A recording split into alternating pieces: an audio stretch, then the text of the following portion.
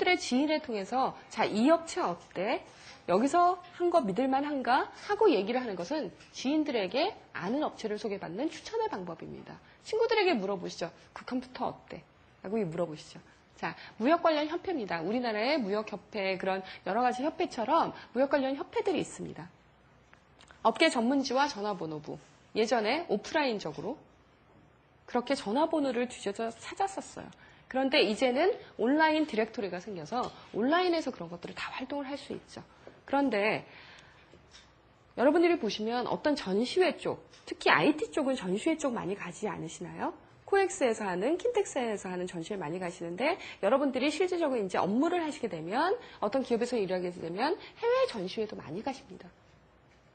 해외 전시회, 자동차 쇼, 모터쇼, 반도체 전시회, 무슨 박람회 굉장히 많이 가실 거예요. 출장도 가시는데 왜 가실까요? 왜 가실까요? 쌍방향이기 때문입니다. 실질적으로 내 경쟁 업체들이 아니면 내가 사고 싶은 구매 업체가 가지고 있는 제품을 볼 수도 있고 만져볼 수도 있고 들어볼 수도 있고 그리고 업체를 만나서 얘기를 상담을 할 수 있고 아니면 바이어를 상담을 해서 제품을 설명할 수 있는 쌍방향의 인터랙션, 인터랙티브 커뮤니케이션이 이루어지기 때문에 굉장히 비용이 많이 들매도 불구하고 전시회를 가시는 거거든요. 알리바바닷컴은 이런 오프라인적 전시회적 요소와 온라인적인 쌍방향 연동을 가지고 있는 그런 전자상거래 시장이기 때문에 글로벌 바이어들이 이제는 그런 전자상거래 쪽을 굉장히 선호하는 것입니다. 아까 말씀드린 얘기, 조금 아까 바이어의 얘기를 하시면 이제 바이어들은 이런 조사 결과를 보시면은요. 자, 해외 바이어 소싱에서 가장 중요한 채널이 뭐냐? 1이 가장 높은 거, 4가 가장 아래인 거라고 조사를 했을 때 이 부분에서 이 수치에서 유념해 보셔야 될 것은 바이어들은 이미 이소싱으로 변화했다는 겁니다. 여러분들이 인터넷에서 자료를 찾으시는 것처럼 기업 간의 어떤 제품 검색이나 서비스 검색이나 업체에 대해서 알아보는 모든 소싱 활동이 이미 그 트렌드가 이소싱으로 변화했다는 거고요. 기존의 전통적인 통로는 그 중요도가 현저히 줄어들고 있습니다. 이 얘기는 여러분들이 온라인 뱅킹 하시다가 창고 가서 다시 습관을 되돌리기 쉬우신가요? 한참 인터넷으로 항상 뱅킹하고 거래하시다가 현금 자동 출입기에서 돈 받으시다가 창고 가서 일부러 손으로 써가지고 얼마 결제 받으시기 이제는 되돌리기 어렵죠. 한번 이소싱으로 그 업무 효율성에 대해서 효과에 대해서 맛을 본 바이어들은 실질적으로 그 트렌드를 다시 되짚어서 뒤로 돌아가지는 않습니다. 물론 오프라인적인 방법, 아까 보시면 바이어랑 공급업체가 만나서 실질적으로 제품을 보고 의논을 하고 새로운 제품을 어떻게 만들어갈지 의논하는 거 보셨죠? 그런 오프라인적인 요소는 언제까지나 사라지지 않습니다. 그것은 그런데 어떤 거래의 첫 단계에 있어서 어느 정도 의사결정을 하고 어느 정도 소규모 물량을 서로 주고받고 하는 단계까지는 오프라인적인 요소보다는 온라인적인 요소가 이제는 더 많이 활용을 하고요. 그런 시장은 더 정교화되고 구조화되는 과정에서 이제는 계속 진행이 된다는 것입니다. 전자상거래에서 실패할 수 있는 요인과 대안에 대해서 잠시 말씀을 드리겠습니다.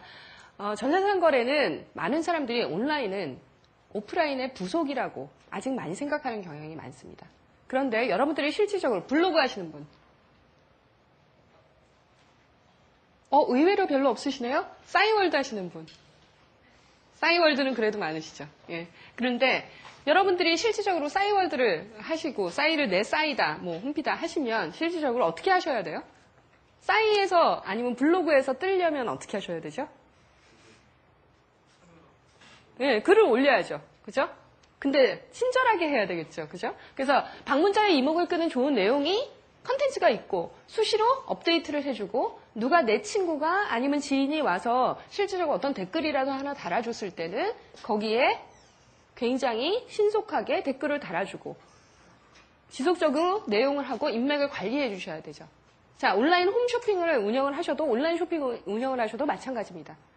자, 여러분들이 개인적으로 블로그 하나 사이에서의 인기 스타가 되고 그래도 매장되지 않으려면 그 정도 활용을 해주셔야 되죠. 근데 많은 분들이 온라인 시장에 기회는 많이 보시는 대신에 그냥 내버려 둬도 된다고 잘못 생각하시는 경우가 많습니다.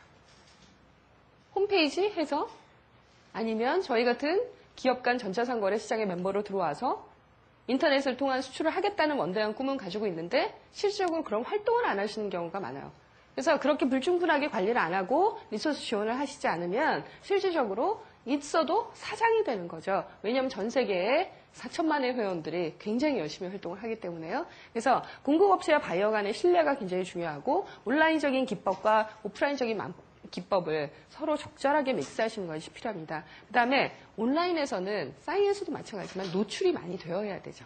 노출이 많이 되면 실질적으로 클릭이 되고 그만큼 많은 피드백을 받을 수 있습니다. 그랬을 때 여러분들이 광운대학교 학생들이라면 키워드가 어떻게 되고 노출이 어떻게 되는지는 잘 알고 계시겠죠? 자, 전시회. 아까 말씀드린 오프라인적인 전시회와 이런 온라인적인 전시회 사이트는 뭐냐면 킨텍스나 코엑스나 그런 전시회장이 있다면 이런 전자상거래 사이트에는 전시 섹션이 있죠. 그럼 전시 섹션은 실질적으로 제품 카테고리가 있습니다. 전시장에 가면 여러 부스가 있는데 저희 전자상거래 시장에는 인터넷 시장에는 공급업체의 웹사이트가 다 모여져 있어요. 그래서 여러분들이 오프라인에서 1층에는 뭐, 2층에는 뭐 이렇게 보러 다니시는 것이 실질적으로 온라인 사이트에서는 카테고리별로 이쪽에 가면 자동차, 이쪽에 가면 전기, 이쪽에 가면 화장품, 이쪽에는 의류 이렇게 카테고리가 구분이 부스가 되어 있습니다. 그러면 바이어를 전시에서 만나서 제품을 보여주고 브로셔를 보여주고 명함을 주고받는 그런 커뮤니케이션들은 온라인상에서는 제품을 올리는 포스팅을 하고 그다음에 내가 이런 물건을 판매하고 싶다는 판매 의향서를 올리고 회사를 소개하는 내용을 올리는 그런 그림, 사진과 글로서의 역할을 하게 됩니다. 공급업체와 바이어가 서로 만나죠. 그랬을 때 글로벌에 860만, 지금 3월 기준인데요. 굉장히 이 수치가 많이 늘고 있습니다. 그래서 그런 기준의 사람들이 서로 만나게 되고 커뮤니케이션 도구는 커뮤니케이션과 협상을 면대면 1대1로 했다면 아까 보시면 인콰이어리를 보내죠. 이메일로, 메신저로, 그리고 메시지 센터가 있어서 그것을 관리를 하고 아까 동영상 화상 채팅도 하고 메신저, YM도 하죠. 그런 트레이드 매니저라는 도구를 통해서 그런 커뮤니케이션과 협상을 지속을 해나갑니다. 자, 인콰이어리를 여러분이 앞으로 전자상거래 시장에서 어떤 사업을 하시던 아니면 활용을 하시던 간에 꼭 어떤 전자상거래 시장이든 공용되는 룰이 있습니다. 가장 중요한 것이 노출을 높이는 겁니다. 노출 활동을 여러분에 대한 노출을 높여야 조회가 일어나고 그다음에 사업에 대한 인콰이어리가 일어납니다. 인콰이어리가 있어야 실질적으로 거래 협상이 들어갈 수 있겠죠. 자, 이것을 할 수 있는 방법은요. 어느 인터넷 기업이든 마찬가지입니다. 어느 인터넷 기업이든 거의 비슷한 패스를 가지고 있어요. 실질적으로 상품 등록을 많이 하고 그만큼 밑밥을 많이 던져